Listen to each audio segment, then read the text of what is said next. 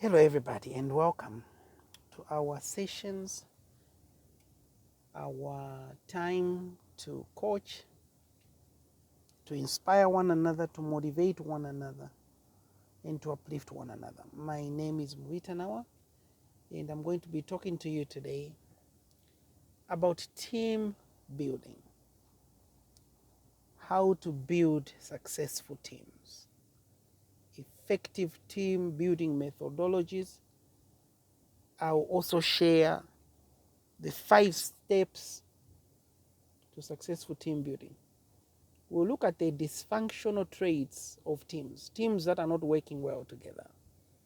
So if you are a CEO, you are a managing director, you are a supervisor, then this session is for you.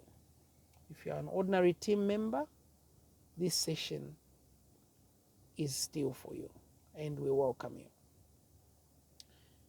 What makes teams work? What goes on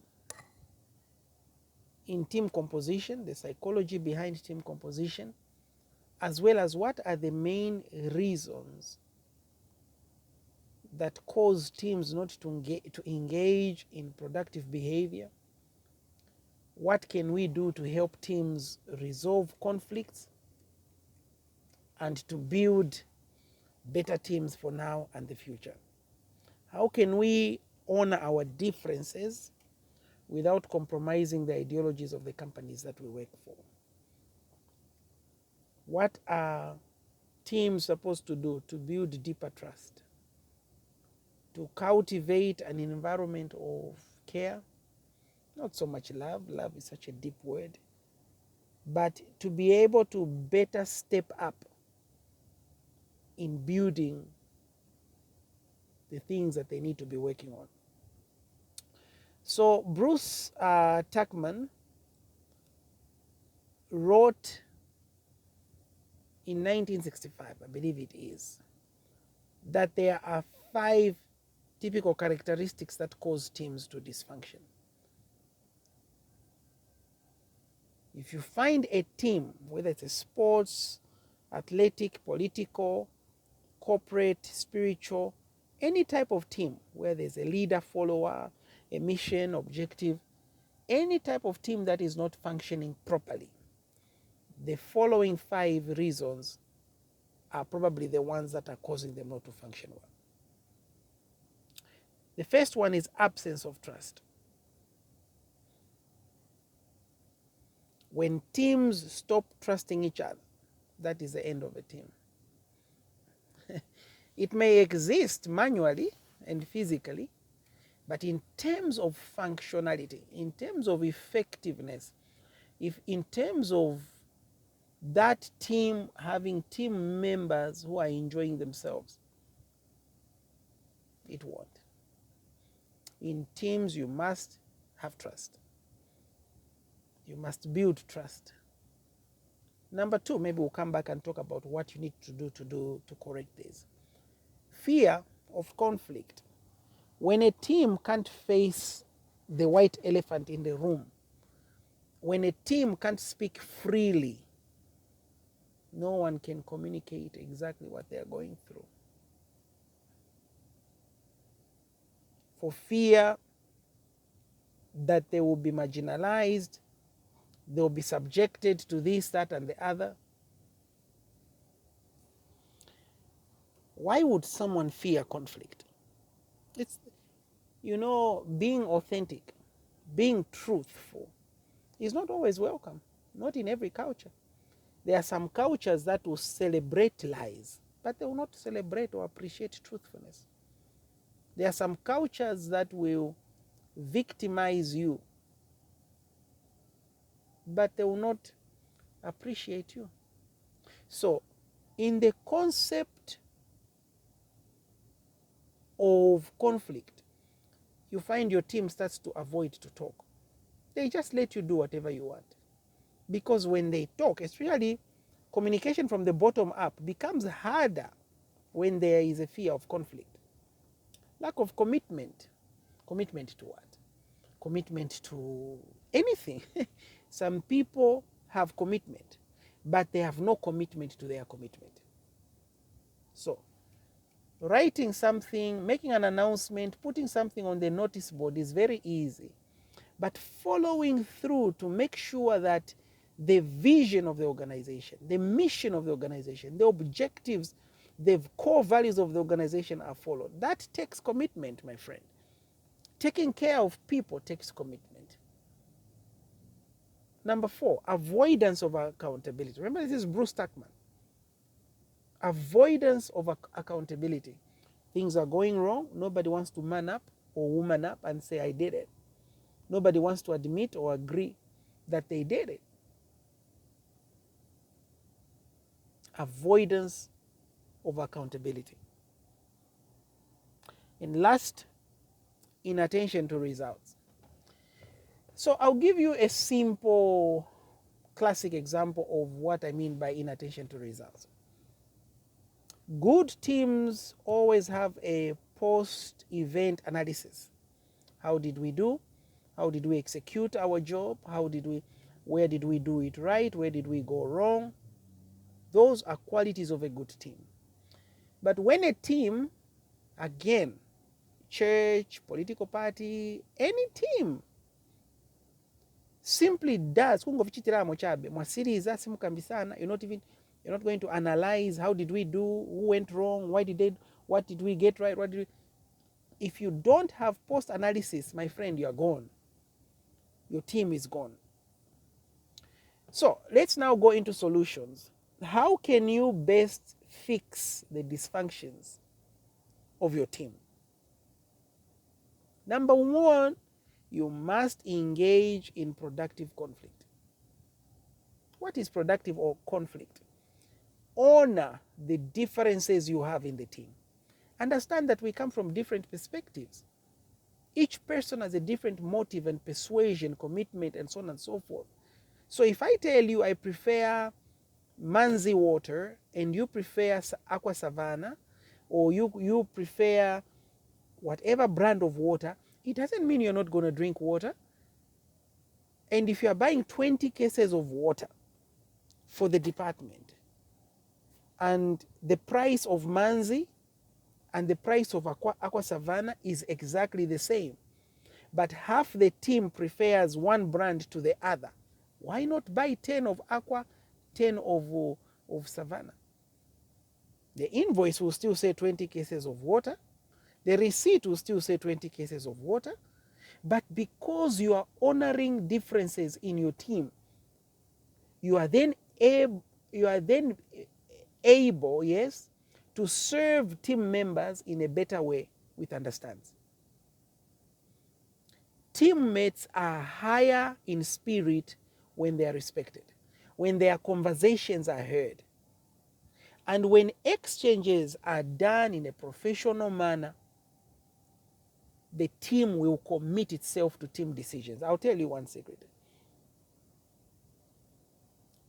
If you don't respect people in your team, every decision you're going to make will be water under the bridge. Number 2, focus on priorities. What are the key issues that your team requires? How are you working on those? Don't get sucked into complaining and fist fighting and firefighting and whatnot. Understand, what are the priorities for my team members? Especially if you are a leader, let me tell you, some of you managers, directors, supervisors, you are terrible. Let's just face it. You are bad people. When you were a junior, you were a good person. But the moment you got your promotion, you changed. And what you don't realize is there is no senior management without junior management, without junior effort. Number 3, don't fight back. When people tell you what they want, just hold on. Sorry about that. When people tell you what they want,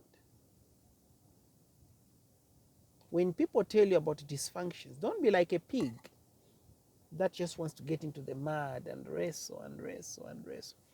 In fact, the higher you go, the more responsible you must be, the calmer you must be as a leader.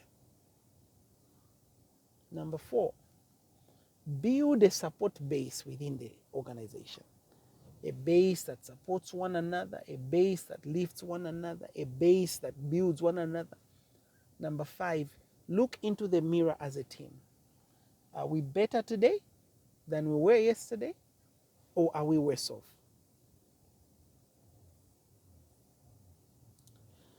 What are some of the other things each team can start to do to add value to their functionality, to move away from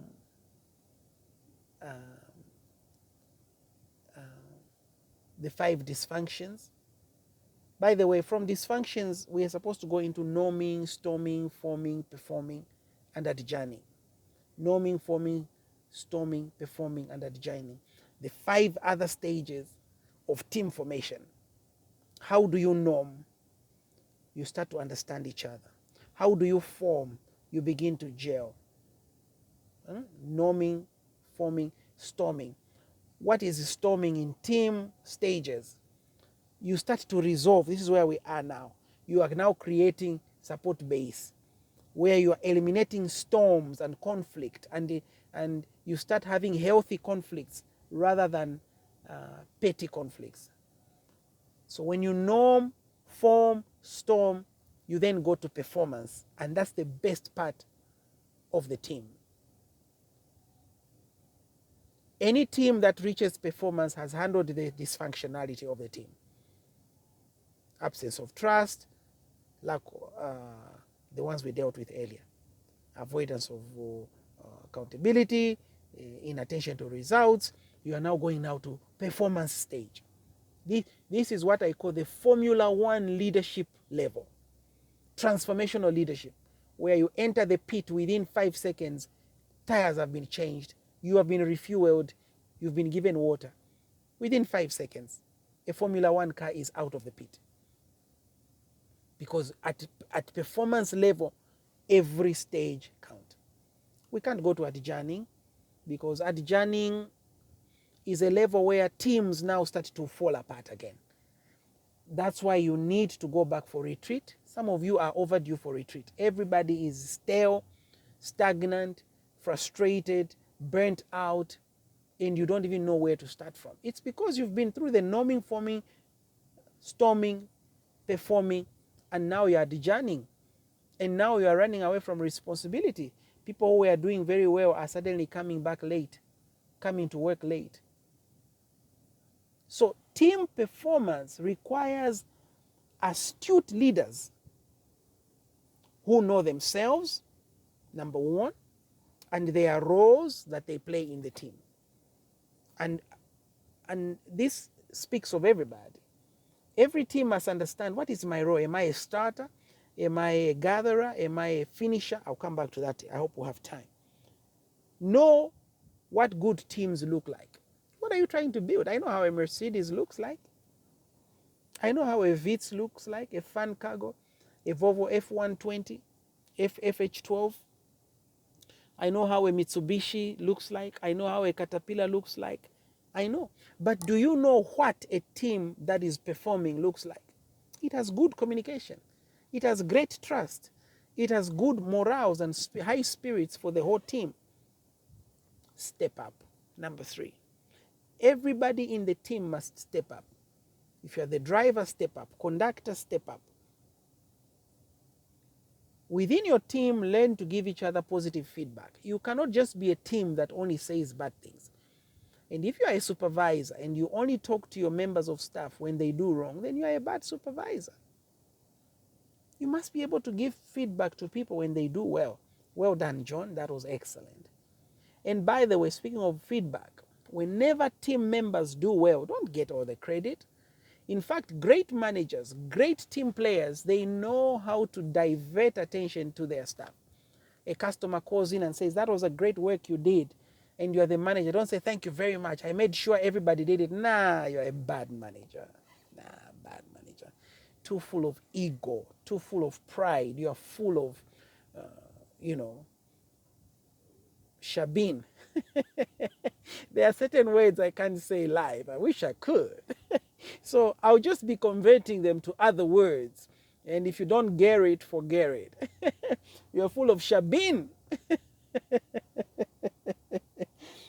Learn to pass praise to your team. One of the things I do when people say, Rita, you did such a good service, I say, that was my chef. He does a good job in the restaurant. That was my driver. That was my school manager.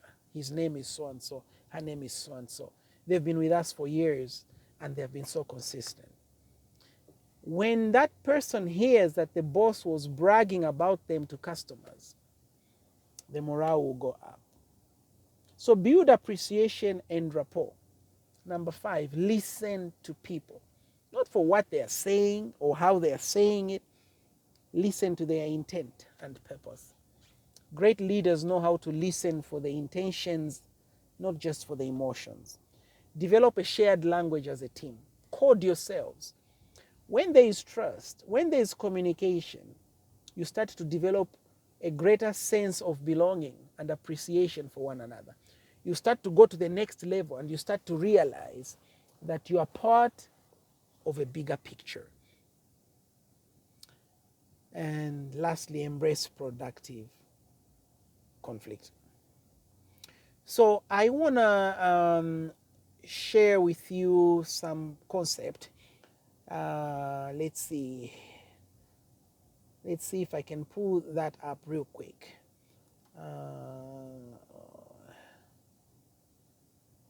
Because this is very critical that you understand the roles of team members. And let's see. So I've found it. Here it is. So I honestly think we are going to have to do another session on the team roles. But I will just give you a dionko. But make sure you watch the session on team roles, functionality of teams, and the roles that each one must play in a team. So I'll just briefly talk about them. Within a team, there must be a coordinator, somebody to hold the team together. There must be a shaper, somebody to guide, to give the front view and the rear view. There must be a planter who is going to plant seeds of change. It's so complicated. Monitor, evaluator, implementer, resource investigator, team worker, and there must be a finisher. So I think we are going to do a whole set of teaching on this. This is by Belbin Identified Team Roles. It's a marvelous teaching, and I don't want you to miss out on it. For now, I'll end here. Make sure you listen to Belbin's Team Roles philosophy. It will change your life. God bless you. I'm out.